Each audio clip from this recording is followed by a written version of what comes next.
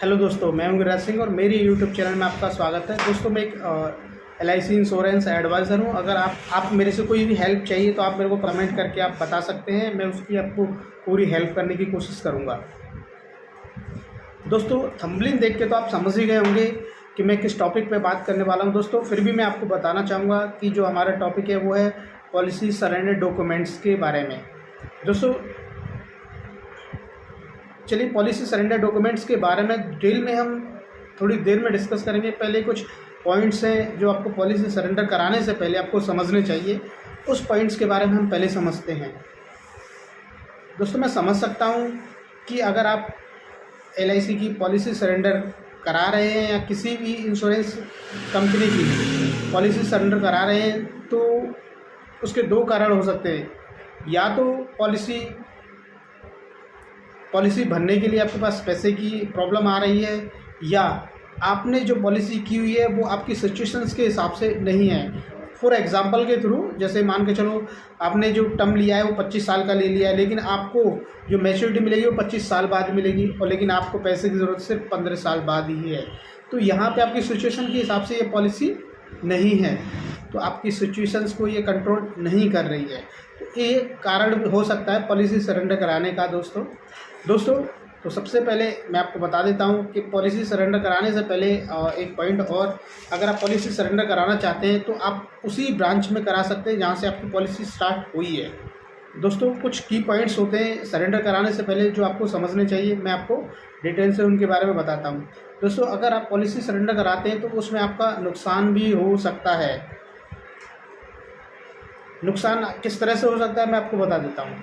जब आप policy surrender कराते हैं तो जो आपको सरेंडर वैल्यू मिलती है, जो आपकी पेड अप वैल्यू होती है, जो आपने पैसा जमा किया उसका कुछ परसेंटेज कट के मिलता है। सेकंड पॉइंट है आपका, जब आप पॉलिसी सरेंडर करा देंगे तो उसके बाद में आपका रिस्क कवर बिल्कुल से ख़त्म हो जाएगा, कि अगर आपके साथ में कोई भी प्रॉब्लम आती है तो उस कंडीशन में आपको कोई भी रिस्क कवर नहीं मिलेगा। तीसरा पॉइंट है दोस्तों कि लोन फैसिलिटी। LIC आपको एक लोन फैसिलिटी अवेलेबल कराती है। लोन फैसिलिटी ये है दोस्तों कि जैसे आफ्टर 2 ईयर, मतलब आप जैसे आपने 2 साल पॉलिसी चला दी है और उसके बाद में आपको कभी पैसे की ज़रूरत पड़ती है तो LIC आपको लोन प्रोवाइड कर सकती है। और दूसरा, अगर आप पॉलिसी सरेंडर करा देंगे तो वो लोन फैसिलिटी आपको ख़त्म हो जाएगी। दोस्तों, ये 3-4 नुकसान हैं जो आपको हो सकते हैं पॉलिसी सरेंडर कराने से। फिर भी अगर आप कराना चाहते तो करा सकते हैं, और मैं आपको जो डॉक्यूमेंट है उनके बारे में जानकारी दे देता हूँ। सबसे पहले जो डॉक्यूमेंट है दोस्तों, ओरिजिनल पॉलिसी बॉन्ड। जिस पॉलिसी को आप सरेंडर कराना चाहते हैं उसका पॉलिसी बॉन्ड। दूसरा दोस्तों, जिस व्यक्ति की पॉलिसी आप सरेंडर कराना चाहते हैं उसकी पासबुक।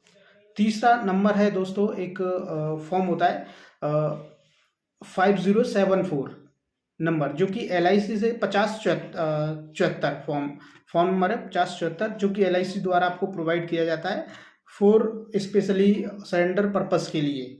नेक्स्ट डॉक्यूमेंट आपका दोस्तों पैन कार्ड। ये पैन कार्ड भी आपका लगेगा।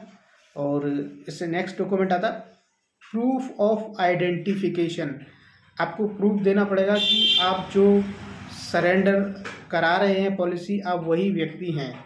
इसके लिए आपका PAN card, Aadhaar card, voter ID, driving licence भी हो सकता है, या आपने जिस डॉक्यूमेंट से आपने पॉलिसी कराई है वो डॉक्यूमेंट। दोस्तों, आपको ये जानकारी अच्छी लगी हो तो प्लीज़ वीडियो को लाइक और चैनल को सब्सक्राइब करना बिल्कुल भी ना भूलें, क्योंकि मैं ऐसे ही यूज़फुल वीडियो अपने चैनल पर डालता हूँ जो कि आपके लिए बहुत ही फ़ायदेमंद साबित हो सकती है। अगर आप किसी भी टॉपिक पे LIC से रिलेटेड वीडियो चाहते हैं तो प्लीज़ मेरे को कमेंट करके मेरे को बताएं। मैं उस टॉपिक को वीडियो बनाने की कोशिश करूँगा। थैंक यू फॉर वॉचिंग दोस्तों।